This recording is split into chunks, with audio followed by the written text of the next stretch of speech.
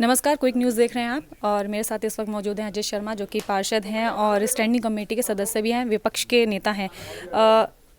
अजय जी, आज आपने दो विषयों पर चर्चा की। आपके माननीय सदस्य, अगर हम बात करें विक्की जी की और आपकी, आपने दो विषयों पर चर्चा करी है। विक्की जी का जो चर्चा का विषय रहा वो लैंडफिल साइट को लेकर था, जिसके ऊपर बाहर पूरा हंगामा भी हमने देखा। आम आदमी पार्टी पूरा हंगामा कर रही थी और इसकी जो दुष्प्रचार है वो कर रही थी। तो हम ये जानना चाहेंगे पहले तो विषय क्या है, आप क्यों इतने परेशान हैं लैंडफिल साइट की इस पूरे विषय को लेकर? देखिए, बड़सवा लैंडफिल जो कूड़े का पहाड़ हमेशा रहा है। मैं कई दफ़ा बड़सवा लैंडफिल के ऊपर गया हूँ। उसमें बड़सवा लैंडफिल पहले गिर भी चुका था, उसमें भयानक आग भी लगी थी, आसपास के काफ़ी घर भी जले थे। तो आज से 1 साल पहले 1 महीने का जो किराया था वो 6,30,000 रुपये लिया करते थे। उसी मशीन का किराया आज इन्होंने 18,36,000 रुपये का कर दिया, और जिसकी मशीन की कीमत ही 17,70,000 रुपये। यहाँ पर मैं आपको रोकना चाहूँगी। आप जो 17,60,000 रुपये की एक मशीन की कीमत यहाँ पर बता रहे हैं, वही इसकी विपरीत कीमत स्टैंडिंग कमेटी के चेयरमैन ने बताई है। उन्होंने कहा 25 लाख से ऊपर की इसकी कीमत है, जिसको 17,60,000 का बताया जा रहा है। इसके आगे आप क्या कहना चाहेंगे? चलिए, मान लीजिए अगर उनकी बात मानते हैं, 25 लाख रुपए की कीमत है। 25 लाख रुपए की मशीन का किराया 18,36,000 रुपये तो नहीं हो सकता। तो आप मशीन खरीदते ना। अगर आप मान लीजिए 1 महीने के अंदर ही मशीन आपकी आ सकती है, जो 1 महीने का आप किराया दे रहे हो उसी में आ सकती है। आप पे कर्मचारी की दिक्कत नहीं है, आप प्राइवेट कर्मचारी लगा कर कर सकते हैं। तो मैं तो कहूँगा इसमें आपके अरबों रुपए बचते, करोड़ों नहीं अरबों रुपए बचते। पर आपने कहीं ना कहीं बहुत बड़ा घोटाला करना था। पूरे देश का सबसे बड़ा घोटाला, कूड़ा घोटाला। लेकिन अधिकारियों ने इसके ऊपर जवाब भी दिया है। क्या उनके जवाब से अभी तक भी आम आदमी पार्टी के आप सभी जितने भी निगम पार्षद हैं वो संतुष्ट नहीं हुए अभी तक? देखिए, ना तो उन्होंने ऐसा जवाब दिया है, ना हम उनमें संतुष्ट हैं। उन्होंने जो जवाब दिया वो गोलमोल दिया है।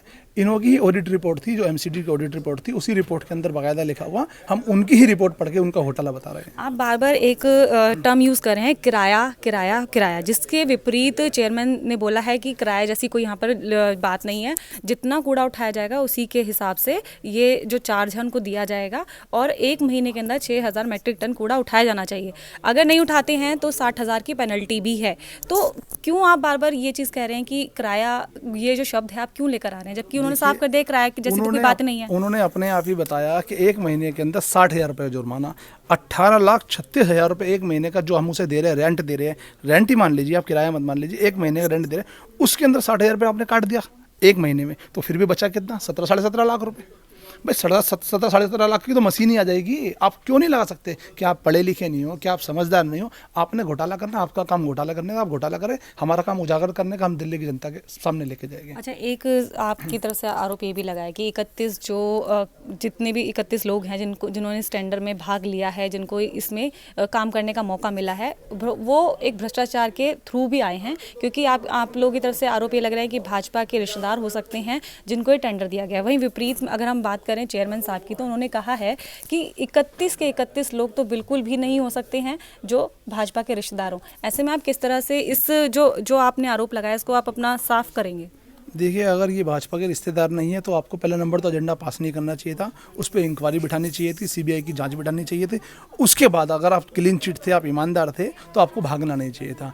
आप एजेंडा पास करके भाग गए, आपने विपक्ष का विरोध तक नहीं लगाया उसके अंदर। तो कहीं ना कहीं बहुत बड़ा घोटाला, इन पे दबाव था, ऊपर से इन पे दबाव था कि भाई इलेक्शन में पैसा चाहिए, फंडिंग करनी है, तो ये बहुत बड़ा घोटाला इसलिए इन लोगों ने कर लिया। अच्छा, विक्की जी ने एक सवाल और उठाया था कि 31 लोग एक ही अमाउंट पर काम करने को किस तरह से तैयार हो गए, ये भी एक बड़ा मसला है।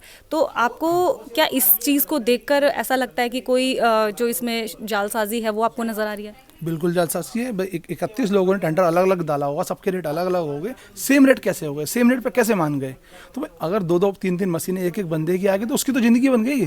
अगर 18 लाख रुपए महीना कमाएगा तो उसके लिए तो बहुत कुछ होगा। 18 लाख पे 5 लाख खर्चा कर दिया, 13 लाख रुपए महीना तो आप उसे एक बंदे को कमा के दे रहे हो, तो अपने लोगों को आगे बढ़ा रहे हो आप लोग और दिल्ली की जनता का खून चूस रहे हो। लेकिन आपने विषय भी किया, चर्चा भी हुई, विक्की जी ने कहा चर्चा होनी चाहिए, इस विषय पर चर्चा भी हुई, लेकिन टेंडर फिर भी पास हो गया है। तो मतलब ये जो प्रस्ताव है फिर भी पास हो गया है। तो अब आम आदमी पार्टी क्या इस मुद्दे को भुनाने की कोशिश करेगी या फिर इस मुद्दे को आगे ले जाने की कोशिश करेगी कि अब 2 दिन बाद हाउस मीटिंग भी है, क्या उसमें भी ये मुद्दे हमें देखने को और सुनने को मिलने वाले हैं? देखिए, हाउस के अंदर दिल्ली की जनता देखेगी और आप लोगों के माध्यम से पता लगेगा। आज हम लोग यहाँ पे रहने वाले हैं, तो मैं यही कहना चाहूँगा जो एमसीडी का भ्रष्टाचार है हम उसे उजागर करने आए, उजागर करके रहेंगे, क्योंकि हम आम आदमी पार्टी के लोग हैं, ज़मीन से जुड़ के आए हैं और हमारा ये फर्ज है, हम विपक्ष के अंदर बैठे हैं, हमें विपक्ष की भूमिका निभानी चाहिए और मजबूती से निभा भी रहे हैं। अजय जी, आपके ऊपर लगातार एक आरोप और लगता है, जो पक्ष है उसकी तरफ से वो कहते हैं कि आप बार बार जो चीज़ें लेकर आते हो, आरोप लगाते हो, भ्रष्टाचार जैसा जो शब्द है इस्तेमाल करते हो, इसलिए करते हो ताकि आप प्रचार में आ सको और लाइमलाइट में आ सको और हर जगह पर आम आदमी पार्टी के जो निगम पार्षद हैं वो नजर आए। अगर ये बीजेपी के लोग कहते हैं कि बिल्डिंग बनने से एमसीडी पैसा नहीं लेती, तो ये एक बार साबित कर दें कि अगर 50 गज का 100 गज का मकान बनता है, दिल्ली में किसी कोने के अंदर बनता हो, कि आपके एमसीडी के लोग पैसा नहीं लेते। मैं खुलेआम कहना चाहता हूँ, आपके लोग पैसा लेते हैं, बिगर पैसे दिए बिल्डिंग बन ही नहीं सकती।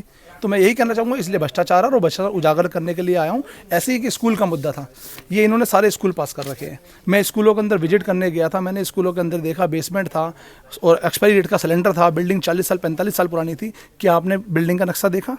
क्या आपने फायर की एनओसी देखी? कि आपने वहाँ पे सिलेंडर चेक करा? कि आपने बच्चों की फैसिलिटी के बारे में सोचा? अगर मान लीजिए खुदा न खास्ता आग लग गई तो उसकी जिम्मेदारी कौन लेगा? खुदा न खास्ता बिल्डिंग गिर गई, उसकी जिम्मेदारी कौन लेगा? तो ये बहुत बड़ा भ्रष्टाचार है। थोड़े से पैसों के लालच के अंदर ये किसी को भी बेच देते अच्छा हैं। जी, ये विषय पहली बार नहीं है जो आपने स्टैंडिंग में उठाया, उससे पहले भी कई बार आप इस विषय को उठा चुके हैं। बावजूद इसके ये आज जो प्रस्ताव हैं सभी पास हो गए हैं। तो क्या मान सकते हैं कि जो विपक्ष है उसकी आवाज़ को सुनना नहीं जाता है या अनदेखा किया जाता है? देखिए, ये हमारी आवाज़ से कहीं ना कहीं डरते हैं और ये हमारी आवाज़ को अनदेखा इसलिए करते हैं क्योंकि दिल्ली की जनता को हम सच्चाई दिखा रहे हैं। बीजेपी का चेहरा, जो बीजेपी का भ्रष्टाचार है, उसे उजागर कर रहे हैं। इसलिए कहीं ना कहीं इन्हें डर भी है हम लोगों से कि आम आदमी पार्टी अगर दोबारा सरकार के अंदर आ गई तो दिल्ली में क्या पूरे देश में बीजेपी का सुपड़ा साफ कर देगी। तो ये थे अजय शर्मा, जिनसे हमने आज जो स्टैंडिंग कमेटी में जो विषय रखे गए उन पर हमने सार्थक चर्चा की है। अब देखते हैं कि आगे जो आम आदमी पार्टी है, जो उनके निगम पार्षद हैं, सदन में होने वाली चर्चा के अंदर क्या कुछ इसका मुद्दा है, किस तरह से इस मुद्दे को उठाते हैं। ऐसे तमाम अपडेट के लिए बने रहिए क्विक न्यूज़ के साथ। नमस्कार।